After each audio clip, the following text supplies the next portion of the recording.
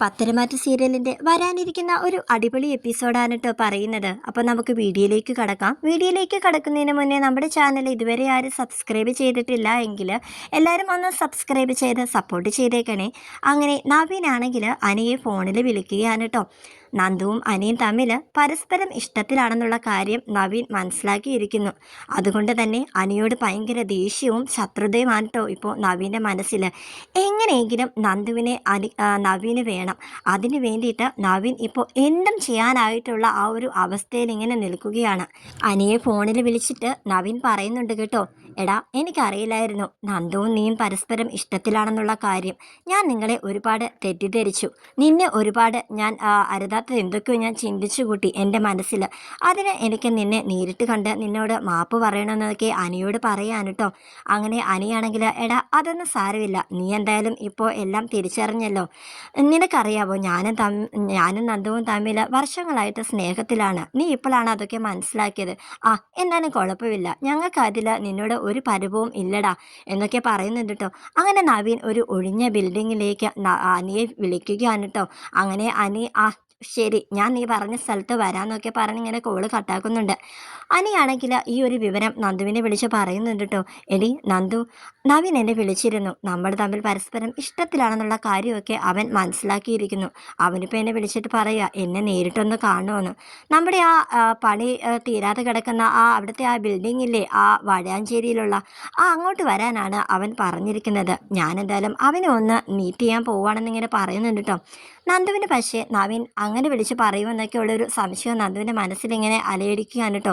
അങ്ങനെ നന്ദു അനിയോട് പറയുന്നുണ്ട്, നവീനേട്ടൻ സ്നേഹത്തോടെ തന്നെയാണ് സംസാരിച്ചത്, എന്തെങ്കിലും പന്തികേട് തോന്നിയിരുന്നോ എന്നൊക്കെ ഇങ്ങനെ അനിയോട് ചോദിക്കുന്നുണ്ട്. അപ്പോൾ അനിയാണെങ്കിൽ നന്ദുവിനോട് എടി നീ എന്താ ഈ പറയുന്നത്, അവൻ നമ്മുടെ കൂട്ടുകാരനല്ലേ, അവൻ അങ്ങനെയൊക്കെ ചിന്തിക്കുമോ, നീ എന്തൊക്കെ ഈ പറയുന്നത്. എന്തായാലും അവൻ വിളിച്ച സ്ഥിതിക്ക് എനിക്ക് അങ്ങോട്ട് പോയാലേ പറ്റത്തുള്ളൂ. അവൻ എന്നോട് എന്തോ നേരിട്ട് കണ്ട് സോറി പറയണമെന്നൊക്കെ അവൻ പറയുന്നത്. എന്തായാലും അവൻ വിളിച്ചതല്ലേ, ഞാൻ അങ്ങോട്ട് പോകുകയെന്ന് പറഞ്ഞ് അനി നവീൻ വിളിച്ച സ്ഥലത്തേക്ക് പോകുകയാണ് കേട്ടോ. നന്ദുവാണെങ്കിൽ ഇങ്ങനെ ടെൻഷൻ അടിച്ചിട്ട് ഇങ്ങനെ സ്റ്റേഷനിൽ തന്നെ ഇരിക്കുകയാണ്. സ്റ്റേഷനിലാണെങ്കിൽ ഒരുപാട് കേസുകളൊക്കെ വന്നിരിക്കുന്നത് കൊണ്ട് തന്നെ അവൾക്ക് നിന്ന് തിരിയാനായിട്ട് സമയം കിട്ടുന്നുമില്ല. അതുകൊണ്ട് തന്നെ അനിയുടെ പുറകെ പോകാനൊന്നും നമ്മുടെ നന്ദുവിന് സമയം കിട്ടിയതുമില്ല. അന്ന് ഏറെ വൈകിയാണ് കേട്ടോ നന്ദു വീട്ടിലേക്ക് പോകുന്നത്. ഡ്യൂട്ടി ടൈമൊക്കെ കഴിഞ്ഞ് വീട്ടിൽ ലേറ്റായിട്ട് വീട്ടിൽ ചെന്നിട്ട് അച്ഛനും അമ്മയും നന്ദുവിനോട് ചോദിക്കുന്നുണ്ട്, എന്താ മോളെ ഇത്രയ്ക്ക് ലേറ്റായെന്നൊക്കെ ഇങ്ങനെ ചോദിക്കുന്നുണ്ട് കേട്ടോ. അപ്പോൾ അവൾ വീട്ടിൽ പറയുന്നുണ്ട്, അത് ഇന്ന് ഭയങ്കര ഡ്യൂട്ടി തിരക്കായിരുന്നു, എനിക്ക് നിന്ന് തിരിയാൻ നേരമില്ലായിരുന്നു എന്നൊക്കെ.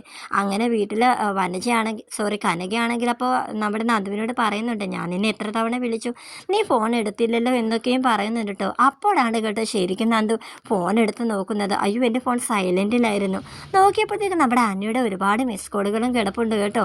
അപ്പോഴാണ് സത്യത്തിൽ അനി പറഞ്ഞ കാര്യങ്ങളെക്കുറിച്ച് അവൾ ചിന്തിക്കുന്നത്. അയ്യോ അനി എന്നെ വിളിച്ച് പറഞ്ഞിരുന്നല്ലോ നവീനേട്ടനെ പോയി കാണുന്ന കാര്യമൊക്കെ, ഞാനതങ്ങ് വിട്ടുപോയി, ഈ തിരക്ക് കാരണം ഞാൻ ഇതെല്ലാം മറന്നുപോയല്ലോ ഈശ്വര. അനിയുടെ മിസ് കോളും കിടക്കുന്നു, ഞാനൊന്ന് വിളിക്കട്ടെ എന്നും പറഞ്ഞ് നന്ദു ആണെങ്കിൽ അനിയുടെ കോളിലേക്ക് ഒരുപാട് തവണ വിളിക്കുന്നുണ്ട് കേട്ടോ. പക്ഷേ അനിയാണെങ്കിൽ ഫോൺ എടുക്കുന്നില്ല. അവൾക്കാണെങ്കിൽ ഭയങ്കര ടെൻഷനായി. അവൾ വന്ന പാടെ തന്നെ അവൾ പിന്നെയും പുറത്തോട്ട് പോകാനായിട്ട് ഇറങ്ങുകയാണ് കേട്ടോ. അപ്പോൾ കനകയാണെങ്കിൽ നീ ഇപ്പോൾ ഇത് വന്ന് കയറിയതല്ലേ ഉള്ളൂ, നീ ഇത് പിന്നെ എങ്ങോട്ടേക്കായി പോകുന്നതെന്നൊക്കെ ചോദിക്കാണ് കേട്ടോ. അത് പിന്നെ അത് സ്റ്റേഷനിൽ നിന്ന് ഇപ്പോൾ വിളിച്ചു, വേറൊരു കേസ് വന്നിട്ടുണ്ട്, എനിക്ക് ഉടനെ പോകണമെന്ന് പറഞ്ഞ് നന്ദു ഇറങ്ങുകയാണ് കേട്ടോ. അങ്ങനെ നന്ദു ആണെങ്കിൽ മനസ്സിൽ ഭയങ്കര ടെൻഷൻ. അഭിനേട്ടൻ ഒരു ഒഴിഞ്ഞ ബിൽഡിങ്ങിലേക്കല്ലേ അനിയെ വിളിച്ചത്, എന്തായാലും അവിടെ പോയി നോക്കാം, എന്തെങ്കിലും വിവരം കിട്ടാതെ ഇരിക്കത്തില്ല എന്നൊക്കെ പറഞ്ഞിട്ട് നന്ദു ആണെങ്കിൽ നേരെ ബിൽഡിങ്ങിലേക്ക് പോകുകയാണ് കേട്ടോ.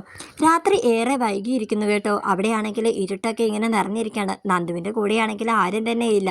അവനാണെങ്കിൽ ഒരു കോൺസ്റ്റബിളെ പോലും കൂട്ടിയിട്ടില്ല ഒരു സഹായത്തിന് വേണ്ടിയിട്ട്. അവിടെ വന്നിട്ടും ഇങ്ങനെ നമ്മുടെ അനിയുടെ ഫോണിലോട്ട് ഇങ്ങനെ വിളിച്ചുകൊണ്ടിരിക്കുകയാണ് കേട്ടോ. അങ്ങനെ അവൻ്റെ ഫോൺ എവിടെ നിന്നോ റിങ് അടിക്കുന്നതായിട്ട് അവൾ കേട്ടിട്ട് അവൾ മുകളിലേക്ക് ചെന്ന് നോക്കുകയാണ് കേട്ടോ. പക്ഷേ അവൻ്റെ ഫോൺ മാത്രമേ അവൾക്ക് കിട്ടിയുള്ളൂ. അനിയുടെ ഒരു പൊടി പോലും അവിടെ ഉണ്ടായിരുന്നില്ല. അവൾക്ക് കൂടുതൽ വിഷമവും സങ്കടവും ദേഷ്യവും ഒക്കെ ആയിട്ട് ഇങ്ങനെ നിൽക്കുകയാണ് കേട്ടോ നന്ദു. എന്തായാലും ഈ അനി എന്തായിരിക്കും ഈ ഫോൺ ഇവിടെ ഉപേക്ഷിച്ച് പോയത്, ഇനി അരുതാത്ത എന്തെങ്കിലും സംഭവിച്ചു സംഭവിച്ചു എന്നൊക്കെയുള്ള ഒരു പേടിയാണ് കേട്ടോ അവരുടെ മനസ്സിൽ. അങ്ങനെ നന്ദു ആണെങ്കിൽ നമ്മുടെ നവീനെ ഫോൺ ചെയ്യുകയാണ് കേട്ടോ. പക്ഷെ നവീൻ്റെ ഫോൺ അപ്പോൾ സ്വിച്ച് ഓഫ് ആയിരുന്നു കേട്ടോ. അങ്ങനെ നന്ദു ചിന്തിക്കുകയാണ്, എന്താ ഇവിടെ സംഭവിച്ചിട്ടുണ്ടായിരിക്കുക, ഞാൻ എന്താ അനിയുടെ കാര്യം ചിന്തിക്കാതിരുന്നത്, എൻ്റെ ഡ്യൂട്ടി തിരക്ക് കാരണം ഞാൻ എൻ്റെ അനിയെ മറന്നു പോയെന്നൊക്കെയുള്ള ഒരു സങ്കടവും പേടിയും കരച്ചിലൊക്കെയാണ് കേട്ടോ ഇപ്പോൾ നമ്മുടെ നന്ദുവിനുള്ളത്. അങ്ങനെ നന്ദു അവിടെ നിന്ന് ഇറങ്ങിയിട്ട് നേരെ അനന്തപുരം തറവാട്ടിലേക്ക് പോവുകയാണ്. ഇനി അനി എങ്ങാനും ഫോൺ മിസ്സായി പോയതാണോ, എന്തായാലും അവൻ്റെ വീട്ടിൽ പോയി അന്വേഷിക്കാം, അവിടെയുള്ള ആൾക്കാർ എന്ത് കരുതിയാലും എനിക്ക് ഒരു പ്രശ്നവും ഇല്ല, എന്തായാലും ഞാൻ അങ്ങോട്ട് തന്നെ പോവാമെന്നും പറഞ്ഞ് നമ്മുടെ വണ്ടി എടുത്തുകൊണ്ട് നമ്മുടെ നന്ദു ആണെങ്കിൽ അനന്തപുരിയിലേക്ക് പോവാൻ കേട്ടോ. അവിടെ ചെന്നിട്ട് അവൾ കോളിംഗ് ബെല്ല് അടിക്കുന്നുണ്ട്. മുത്തശ്ശനാണ് കേട്ടോ വന്ന് കതക് തുറക്കുന്നത്.